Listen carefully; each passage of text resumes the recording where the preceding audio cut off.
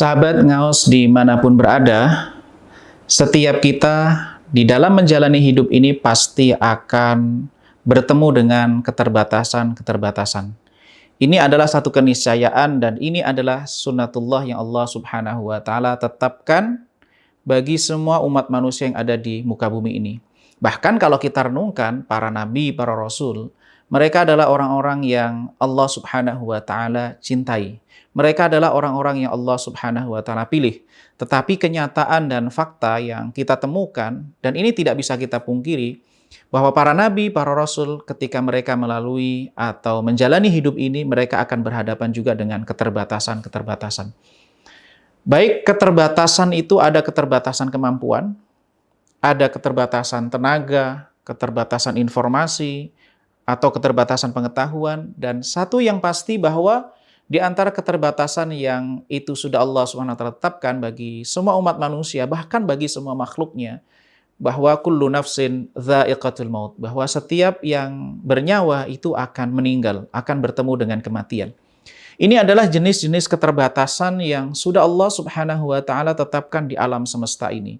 Dan ini bagian dari sunnatullah. Ini adalah satu keniscayaan yang semuanya ini sudah Allah Subhanahu wa Ta'ala paparkan di dalam Al-Qur'an, yang kemudian menjadi alat baca bagi kita untuk menjalani hidup ini. Bagaimana kita menjalani kehidupan ini.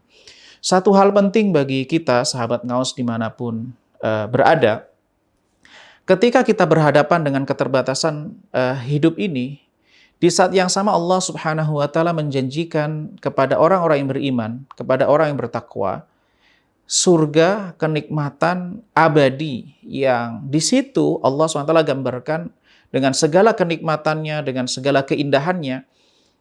Segala yang kita bayangkan tentang keindahan, maka surga itu jauh lebih indah.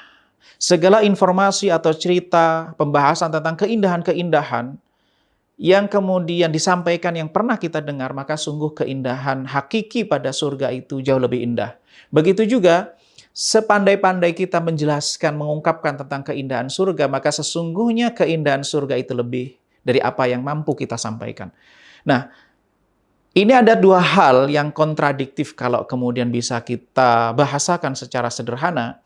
Surga itu keindahannya luar biasa, harganya sangat mahal, membutuhkan pengorbanan. Di saat yang sama kemampuan kita sangat terbatas.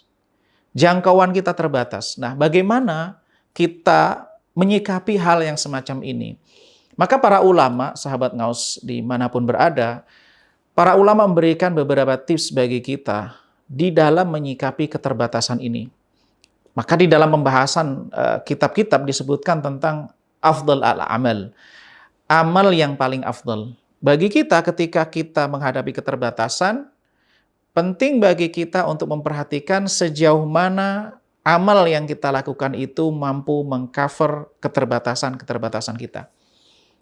Nabi SAW menjelaskan bahwa tidaklah bergeser kaki seseorang pada hari kiamat nanti kecuali dia akan diaudit, akan dimintai pertanggungjawaban tentang umurnya, kemudian tentang fisiknya yang Allah SWT karuniakan bagi dia, tentang harta yang dia dapat, kemudian tentang ilmu yang dia dapatkan. Ini di antara hal-hal yang harus kita pertanggungjawabkan di hadapan Allah Subhanahu wa Ta'ala. Terkait dengan usia, ini di antara satu poin yang akan menjadi pembahasan bagi kita, perenungan bagi kita bersama. Idealnya setiap muslim atau kita, ini waktu yang kita lalui, setiap satuan waktu yang kita lalui itu memiliki produktivitas amal. Satuan waktu itu memiliki nilai satu kebaikan. Sehingga apa fungsinya? Ketika satuan waktu yang kita lalui ini nanti dimintai pertanggungjawaban oleh Allah Subhanahu wa Ta'ala, kita bisa mempertanggungjawabkan di hadapan Allah Subhanahu wa Ta'ala.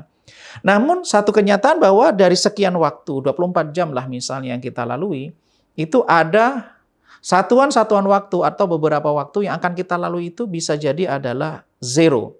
Zero pahala, zero kebaikan. Misalnya ketika kita tidur, misalnya ketika kita merenung, yang kemudian renungan kita ini tidak jelas apa yang kita renungkan, atau kemudian kita sedang sibuk dengan gadget kita yang kemudian di situ tidak ada nilai keburukan dan tidak ada nilai kebaikan. Artinya bahwa waktu-waktu yang kita lalui ini adalah waktu-waktu yang tidak produktif, yang tidak menghasilkan kebaikan. Maka cara bagi kita untuk mengatasi keterbatasan-keterbatasan atau waktu-waktu yang kosong ini adalah kita milih mana amal yang terbaik. Sehingga ketika kita melakukan satu amal, ini memiliki kelipatan, ini memiliki kuadrat. Kalau dalam bahasa sebagian para motivator mengatakan adalah faktor kali. Jadi kalau ibaratkan orang berbisnis, nah kita ini kan berbisnis dengan Allah Subhanahu wa Ta'ala. Sekali transaksi ada orang yang menghasilkan 1 juta. Ada satu kali transaksi ada orang yang menghasilkan 100 juta, ada yang menghasilkan 1 miliar, ada yang menghasilkan sekian triliun begitu. Nah, bagaimana kita sekali transaksi dengan Allah, satu amal kebaikan yang kita lakukan ini memiliki kelipatan. Satu kali transaksi amal kebaikan, itu bisa jadi pahalanya bukan 1, bukan 10, tapi bisa jadi 1 juta, bisa jadi lebih dari itu. Nah, ada 4, para ulama menyebutkan ada beberapa parameter. Satu amal itu bisa dikatakan sebagai amal yang paling afdal. Tips disampaikan oleh Ibnu Qayyim rahimahullahu ta'ala, bahwa amal yang paling afdal itu adalah amal yang sesuai dengan waktunya, sesuai dengan tuntutan situasi dan kondisi. Ketika datang panggilan sholat, maka amal yang paling afdal adalah kita menghadiri menyambut panggilan sholat. Begitu juga ketika kita di pertengahan malam, amal yang paling afdal adalah kita mengisi penghujung malam kita dengan qiyamul lail, dengan sholat malam, ataupun dengan istighfar. Wabil ashari hum yastaghfirun, ketika mereka di waktu sahur, waktu penghujung malam, mereka mohon ampun kepada Allah. Dan ketika terjadi bencana, maka kita membantu saudara-saudara kita yang sedang kesulitan, yang sedang dalam musibah. Memang ada parameter lain, sebagian ulama, pandangan ulama, misalnya ada sebagian ulama yang mengatakan, amal yang paling afdal itu adalah amal yang manfaatnya bukan dzatiyah, tetapi muta'addiyah. Manfaatnya bukan hanya bagi pelaku, tapi dia bisa bermanfaat bagi orang lain. Ada lagi yang mengatakan bahwa amal yang paling afdal adalah amal yang paling berat. Nah, ini adalah beberapa parameter yang disampaikan oleh para ulama tentang amal yang paling afdal. Ada amal yang afdal karena waktunya, situasi dan kondisinya. Ada amal yang paling afdal karena manfaatnya. Dan ada amal yang paling afdal karena tempatnya. Misalnya seseorang yang beribadah di Masjidil Haram tentu akan lebih berbeda dengan mereka yang ada di Masjid Nabawi, berbeda lagi dengan Masjidil Aqsa.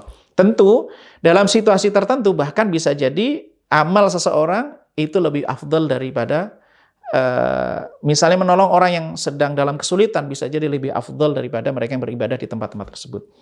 Mudah-mudahan Allah SWT senantiasa membimbing kita sehingga kita bisa mengisi waktu hidup kita dengan amal-amal yang terbaik, sehingga kita nanti ketika bertemu dengan Allah SWT, kita bisa mempertanggungjawabkan semua yang kita lalui dalam hidup ini.